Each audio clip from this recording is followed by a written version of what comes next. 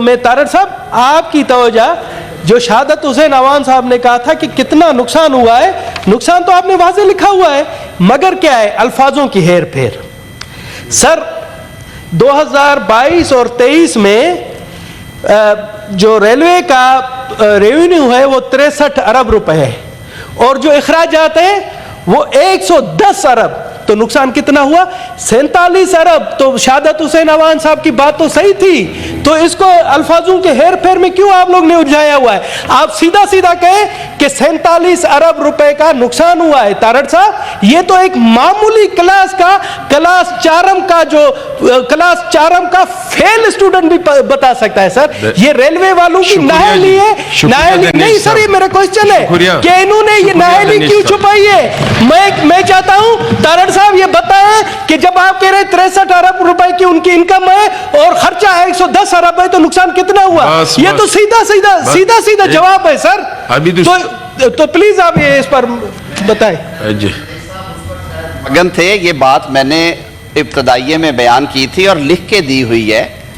ہم نے یہ کہا ہے کہ پچھلے سالوں میں دوبارہ ریپیٹ کرتا ہوں، پچھلے سالوں میں ریلوے کی آمدن 20 ارب کے لگ بھگ رہی ہے، وہ بڑھ کے 63 ارب ہوئی ہے پچھلے مالی سال میں، جس کی وجہ سے خسارے میں کمی آئی ہے۔ لیکن جیسے میں نے پہلا عرض کیا کہ اگر ایک ادارہ جو ہے اس کی ٹوٹل جو ہے بجٹ وہ 100 روپے کا ہے، اس میں سے اگر 68% روپے آپ تنخواہوں اور پینشن میں دے دیں گے اور باقی آپ تقریباً 24 روپے پیٹرول، ڈیزل اور کوئلے کی خریداری کے لیے دے دیں گے، تو پھر آپ کے پاس کیا بچے گا؟ آپ کے پاس ریپیئر اور مینٹیننس کے لیے بچیں گے 5 روپے، اور دیگر جو کہ آپ نے نئی بوگیاں ڈالنی ہیں، نئے انجن لے کے آنے ہیں، نئے ٹریک بچھانے ہیں یا ان ٹریکس کو امپروو کرنا ہے، اس کے لیے بچیں گے 3.5 روپے۔ تو یہی میں نے عرض کی تھی کہ یہ بڑی کمپلیکس ہو گئی ہے صورتحال۔ سب سے جو بڑا بوجھ ہے پاکستان ریلوے پہ ہمارا قومی ادارہ ہے، اسی لیے ہم کہتے ہیں کہ حکومت کاروبار نہ کریں سر۔ جو پرائیویٹ انٹرپرینورز ہیں، جیویز کے ساتھ چل رہی ہیں چیزیں دنیا کے، اب میں برٹش ریل سے بہتر نظام کہیں پہ نہیں دیکھا ہم نے۔ واقعتاً آپ دیکھیں گھڑیاں درست کرتے ہیں ہم، اوور دا ایئرز 90% جو ان کے آپریشنز ہیں وہ پرائیویٹائز ہیں۔ وہاں پہ ورجن اٹلانٹک بھی آ گیا ہے، وہاں پہ بلو لائن والے بھی آ گئے ہیں، باقی بھی آ گئے ہیں۔ ہم نے بھی تجربے کیے 2-3 جگہوں پہ، وہ ٹھیک رہے۔ بزنس ٹرین تھی، فاسٹ ٹرینز کے لیے لوگ بڈ کر رہے ہیں، ہمیں ٹریکس امپروو کرنے کی ضرورت ہے۔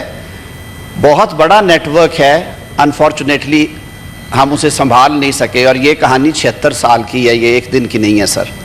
1947 سے لے کے آج تک ہم نے کتنے کلومیٹر اضافے کیے، یہ تکلیف دہ بات ہے۔ تو میں نے تو یہ سارا لکھ کے سامنے رکھا ہے آپ کے کہ یہ وہ بریک ڈاؤن ہے۔ صرف ایک آپ کو بتایا کہ ریلوے پہ جب پریشر آیا تو انہوں نے اپنی آمدن بڑھانے کے لیے اپنے آپریشنز کی انکم کو 19 ارب سے بڑھا کے وہ لے گئے اس کو 60-62 ارب پہ۔